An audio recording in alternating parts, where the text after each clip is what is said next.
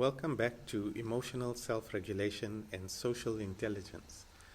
So the experts are telling us that relationships shape our brains, and the brain is all about memory systems, and what Dan Siegel referred to as the downstairs and the upstairs brain.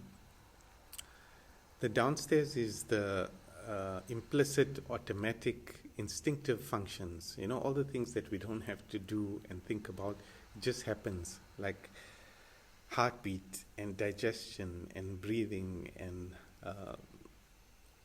lots and lots of things.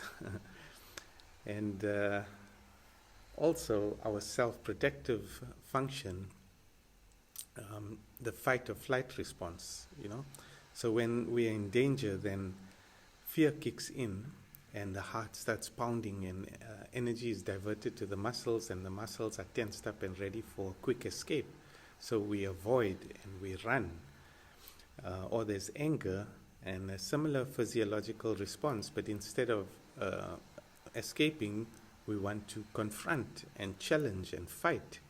So but what happens with both of these is that the connection to the upstairs brain is temporarily switched off,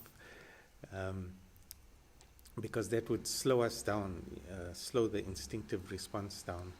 So the more time a child spends in this downstairs reptilian mind, the less connections they're building to their upstairs brain, to the logical,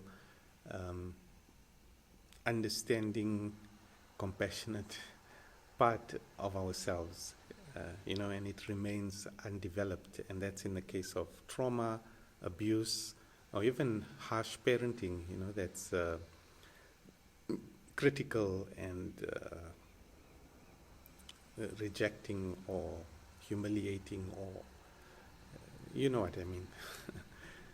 So then there's also the left-right split, and we know that the right is more imaginative and intuitive and imagistic, while the left is more literal and logical and sequential and analytical kind of.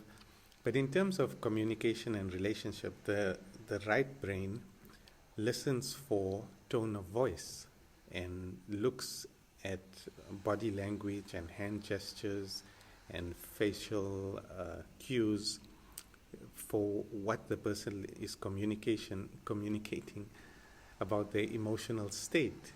And the left brain understands speech, language, so it's listening for the words and sentences and putting it together to construct the meaning.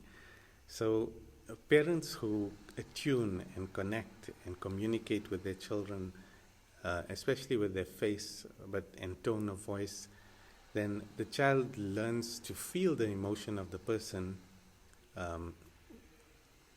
rather than simply listen to the words that they're saying. So if a parent lectures a lot and talks at the child, then there's this disconnect between what the child sees and hears and what the child is trying to understand. The split between the intuitive, the implicit and the explicit memory systems, both up and down and left and right. So what we are trying to do is to build bridges. We need to have positive experiences and healing relationships that build new connections that integrate these different parts of our minds and personalities, both upstairs and downstairs and left and right.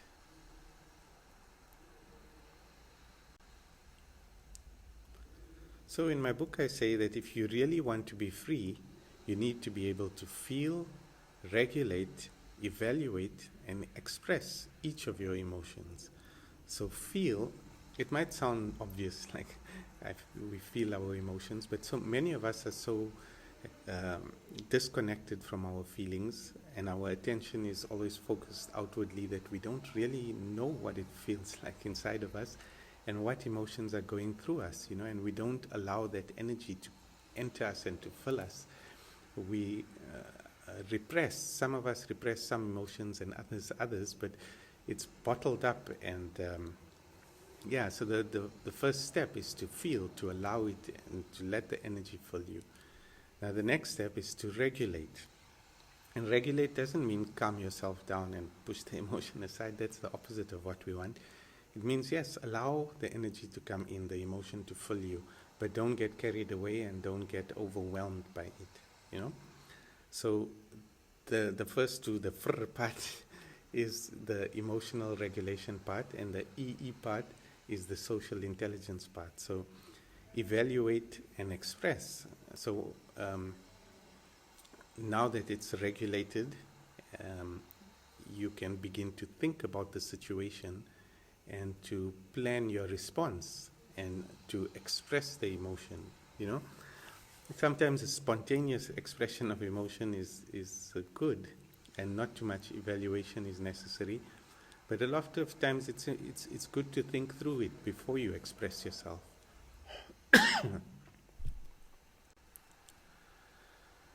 So the way that we are brought up and raised and treated by our parents shapes these emotional schemas around each of our emotions. So how we feel, regulate, evaluate, and express joy, anger, pride, fear, sadness, shame, guilt, disgust, all of the emotions.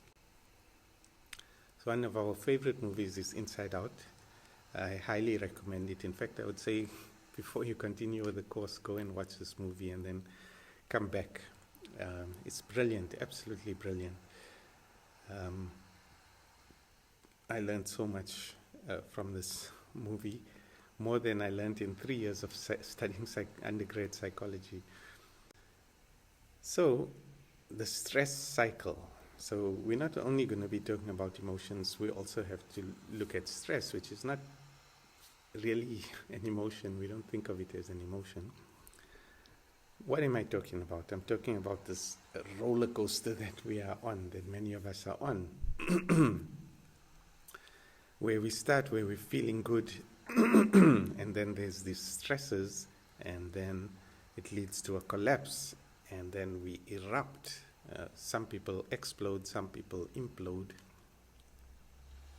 and release the charge, and then we block out the emotions, and then we feel good again. Okay, so at the top of the stress cycle, you're feeling good and you're relaxed and calm and your mood is positive and you've got energy and life is looking good. But then come the stresses and the triggers that slowly start eating away at you, and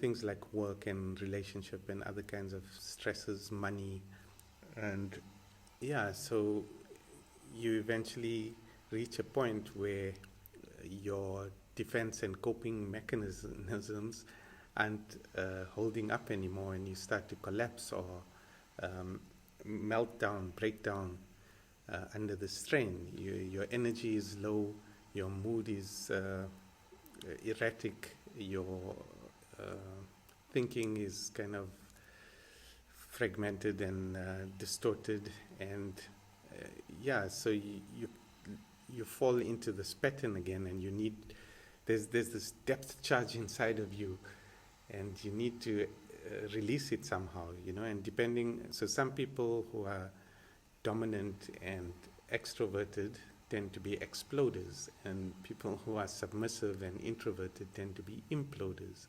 So the exploder will erupt by venting and throwing it, exploding onto someone else and making it their problem.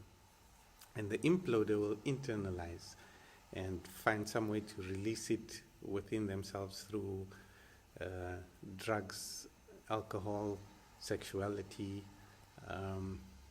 whatever it is that can reset this negative charge and feeling inside of them, reset the system, so provide some kind of a release. And then both types need a block, to block out the emotions, and with that in place, they're feeling good again and full of energy, even euphoric, and ready for another round on the roller coaster. Sorry, I'm laughing. It's not funny, but what to do?